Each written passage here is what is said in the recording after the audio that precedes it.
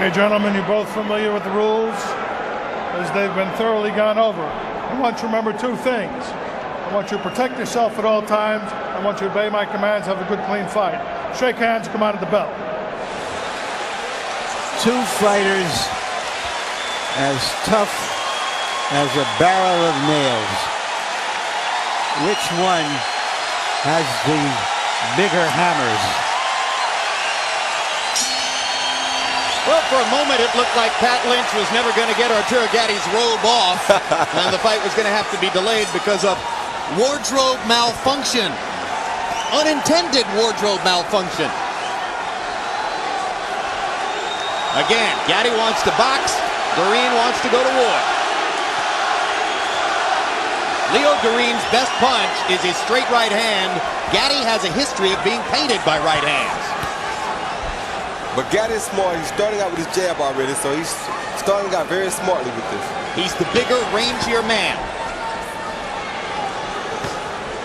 Try to use his left hand to keep Doreen off of him all night.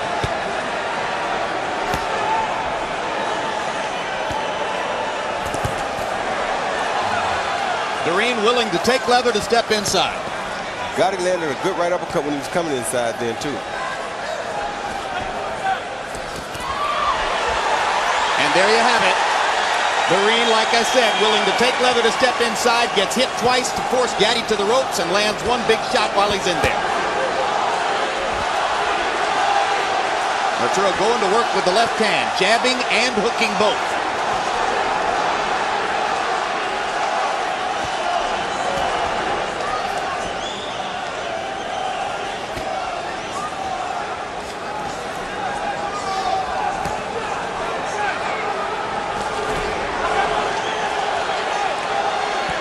I bet you this is the biggest fighter Doreen ever faced.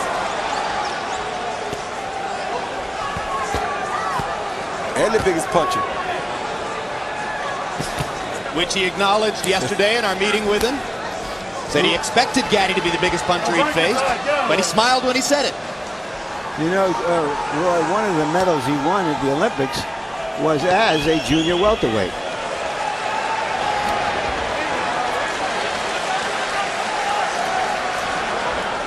When he moved down to the lower weight class, it was because he thought he could be more powerful as a smaller fighter. Now he's back up in the neighborhood where Gatti's power will be an advantage for him. The good thing for Doreen, though, is that he does not rely on his power. All right, come on, get out of there. For most of the first round, though, and we're 2.5 minutes in, Arturo Gatti has managed to box effectively, keep Leonard Doreen from getting in. Doreen has only gotten to Gatti's ribcage a couple times. And there you see the plan as Arturo flurries and moves away. Break, you're tied, break.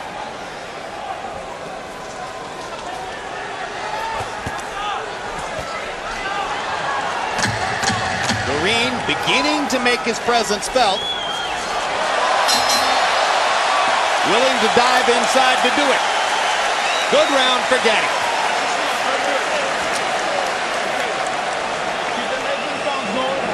He's trying to come over top of the jab with the right hand. So just stay nice and loose till you find the rhythm. The jab is keeping him honest. Just keep popping that jab. Just keep popping. Till you find the rhythm, baby. Very good round. Okay, he's going to try to get you in that slow. When you get inside, beautiful. Walk him around. Okay, if the ring is... He's teasing you with the jab, okay? He wants you to lose your balance. Sit down on your leg, okay? Keep blocking the jab, and he has a lazy jab. His jab is lazy. We can look over the top over the jab. Remember that, okay? With speed. You've got no speed now, okay? Show me that speed, man. You are faster than this guy. Abuse of your speed. You listen to me? Some very interesting conversation in Doreen's corner, in which he said that Gatti's jab was lazy. It was not a stiff punishing jab, and that he could punch over it. CompuBox finding Gatti throwing 36 jabs in the first round, but only landing 3. CompuBox finding Doreen landing 10 of 36 punches, but Gatti threw 61. Gatti's not throwing his jab to land it, though. He's throwing it to throw it. To set up the rest of his arsenal. That's what a good fighter does. You start out with your jab and everything else works off. Break, you're trying to get out of there. Gaddy's money punches his left hook, among other reasons, because he has so frequently broken his right hand. 4 times to be exact. 5 operations on his hands in all. And he's had trouble with the right hand in each of his last 3 fights.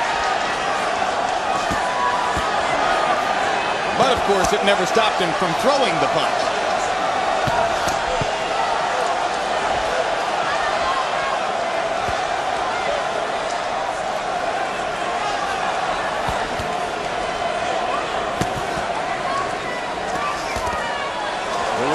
Crouching and creeping in and firing one left hook to the body. All right, break. Tries to get in another one. Good. Marine showing you he's willing to take 3 or 4 punches to get inside and try to land one. If he can get that punch to the rib cage, he's happy. Good hook by Gabriel. Hook upstairs to try to set up the body punches. Another good hook by Terron. He's quicker with the left hook than Gatti expects him to be.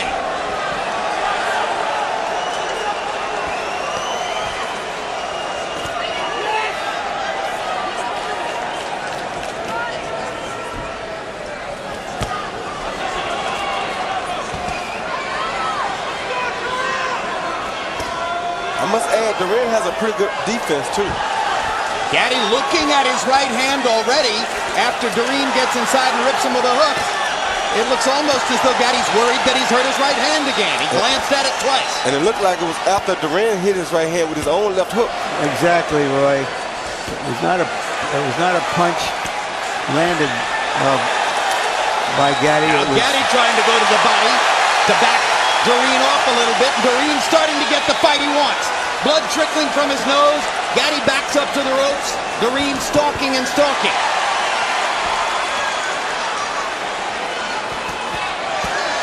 Good left hook to the body by Gatti.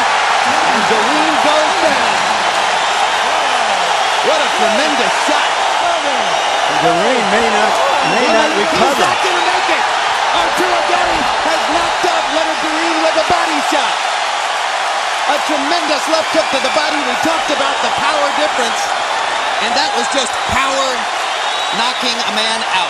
Power and precise punching. That was a very smart combination that he used to do that. He threw the 1-2-3, then he came back and followed it with the 1-2-3 and added a left hook to the body. That was beautiful boxing. That's about the most decisive one-punch body knockout since Roy Jones. Knocked out Virgil Hill with a right-hand body shot in New Orleans. That's right.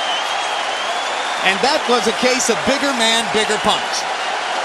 I'm not prepared to say that. I just think it was a precise punch because when you look at the body of Terron, he's as solid as anybody could be. He's just shorter than Gatti. I don't recall Gatti ever knocking a man out with a body punch. He almost broke Ward in half with a few, just as Ward almost broke him in half. Well, it's always been a primary weapon, the left hook to the body, but I don't know. I just have to believe that Leonard Terron, having tasted 135-pound power, found 140-pound power from Gatti a different trip. All 13 Gatti connects in the second round, according to CompuBox, were power connects. And here's another look at the knockout, Roy. He threw a 1-2-3. Then he followed with a left hook because Terron had his hands up so high. And that really caught Terron off guard because he was expecting for Gatti to either move out or throw another left hook. So he threw the 1-2-3 just to make him put his hands up. Then, boom, there goes the good body shot. Right on the liver. Right on the liver. Which freezes your legs, yes, right? Yes, it does. Freezes everything. And that's why Terron wasn't able to get up, because of the precision targeting of that left hook onto the liver. And if you look, he wasn't no way set for that punch. He didn't even drop his hands to block the punch. He never saw that punch coming. Those are the worst ones. Kind of a delayed reaction, too. 1-2-3, all to the head just to make him pick his hands up. And then there goes the beautiful body shot. And at that moment, you had to suspect that Terron was going to pop back up, but he never regained his legs from the withering liver shot that Gatti was able to produce.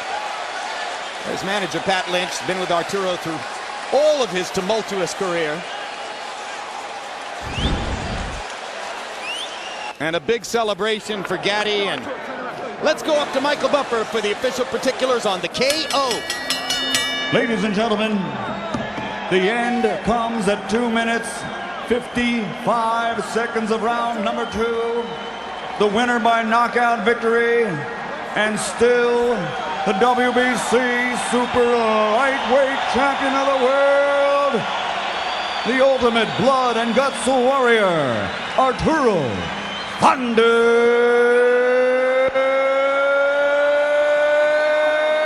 Gatti.